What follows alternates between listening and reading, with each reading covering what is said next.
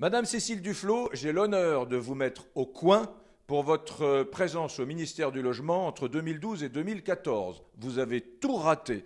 Vous avez raté d'abord l'objectif des 500 000 logements. La France avait besoin de 500 000 logements. Vous avez dit et répété que vous les construiriez chaque année. En fait, vous êtes parvenu à 330 000 au grand max. Ah, là, on est tout à fait en dessous des objectifs.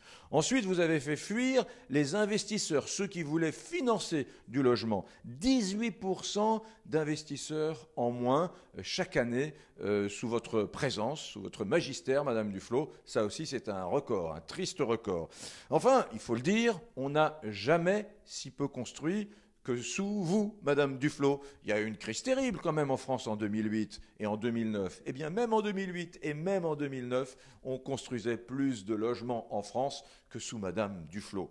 Que voulais-je vous dire également? Ah, la faillite des entreprises du bâtiment. Eh bien, sous Duflot, ces faillites ont été records, hein.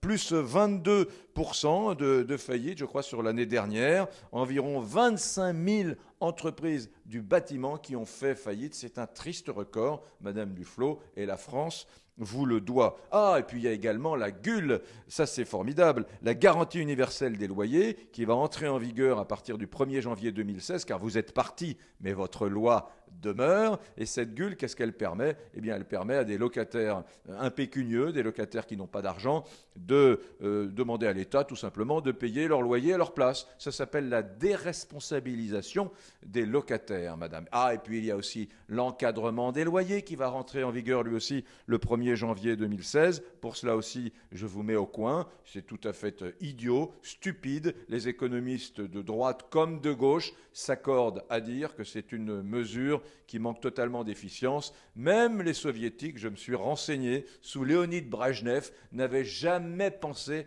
à aller aussi loin dans la régulation. Ah, puis, il faut quand même dire que vous êtes parvenu à mettre un véritable souk dans la location des résidences secondaires. Avant, ça se faisait avec beaucoup de bon sens. Eh bien, désormais, grâce à votre nouvelle loi, les Français vont découvrir le 1er janvier 2016 que ça va être quasiment impossible de louer sa propre résidence secondaire pour l'été, par exemple. Puis vous êtes parvenu également à mettre un véritable souk dans les copropriétés, puisque vous avez amené plein d'obligations légales pour les copropriétaires désormais. Beaucoup d'obligations légales, pas très utiles, il faut bien le dire, qui vont amener les frais de gestion de toutes les copropriétés françaises à augmenter de 15 à 20% environ. Madame Cécile Duflot, pour toutes ces raisons, j'ai l'honneur de vous mettre au coin.